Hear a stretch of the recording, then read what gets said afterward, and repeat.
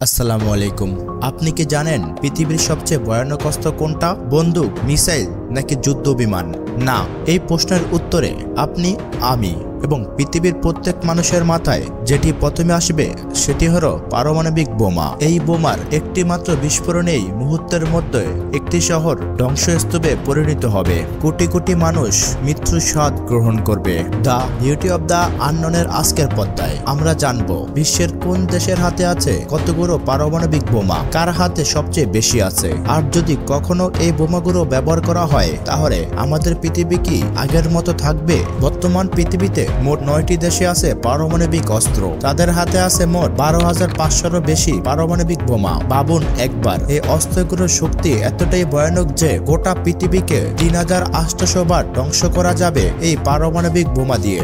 বর্তমান বিশ্বে পরাশক্তির দেশগুলোর মধ্যে অন্যতম হচ্ছে রাশিয়া এবং যুক্তরাষ্ট্র। এই দুই দেশের হাতে আছে পারমাণবিক বোমা 90%। রাশিয়ার কাছে আছে প্রায় 5,898টি বোমা। মার্কিন যুক্তরাষ্ট্রের হাতে আছে 5,244টি বোমা। মার্কিন যুক্তরাষ্ট্র তারা প্রতিনিয়ত পুরনো বোমা সরিয়ে তৈরি করছে আরো আধুনিক এবং শক্তিশালী পারমাণবিক বোমা। আরো একটি পরাশক্তি দেশ হলো চীন, যাদের হাতে আছে প্রায় 410টি পারমাণবিক বোমা। ফ্রান্স এবং যুক্তরাজ্যের হাতে আছে প্রায় 500টি পারমাণবিক বোমা। ভারত পাকিস্তান সম্পর্কে আমরা মোটামুটি সবাই জানি। ভারতের হাতে আছে 164টি পারমাণবিক বোমা এবং অন্যদিকে পাকিস্তানের হাতে আছে 165টি পারমাণবিক বোমা। যদি ভবিষ্যতে কখনো ভারত পাকিস্তানের মধ্যে পারমাণবিক বোমা হামলা হয় তাহলে তার প্রভাব বাংলাদেশেও পড়বে। আপনি কি মনে করেন বাংলাদেশেও এখন পারমাণবিক শক্তিধর দেশ হওয়ার সময় এসে গেছে? বিশ্বের একমাত্র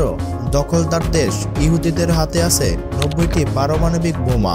অন্যদিকে উত্তর কোরিয়ার হাতে আছে প্রায় 30টি পারমাণবিক বোমা। বিশেষজ্ঞরা বলেছেন যদি কখনো এই বোমাগুলো ব্যবহার হয় তাহলে গোটা পৃথিবী ধ্বংস হয়ে যাবে মুহূর্তের মধ্যে। পারমাণবিক অস্ত্র মানব সভ্যতার সবচেয়ে বড় আবিষ্কার, আবার সবচেয়ে ভয়ঙ্কর ভুলও বটে। আমরা নিরাপত্তার জন্য এই অস্ত্র বানিয়েছি, কিন্তু জানি একবার যদি পারমাণবিক বোমা ব্যবহার করা হয় তাহলে কোনো কিছুই আর নিরাপদ থাকবে না। আমরা দেখেছি দ্বিতীয় বিশ্বযুদ্ধ, মুহূর্তের মধ্যেই ধ্বংস হয়ে গেছে দুটি শহর, লক্ষ লক্ষ মানুষ। তাহলে প্রশ্ন হলো এখন এই অস্ত্রগুলো কি আমাদের রক্ষা করবে নাকি আমরা নিজেরাই নিজেদেরকে ধ্বংস করে দেব এই অস্ত্র ব্যবহার করে?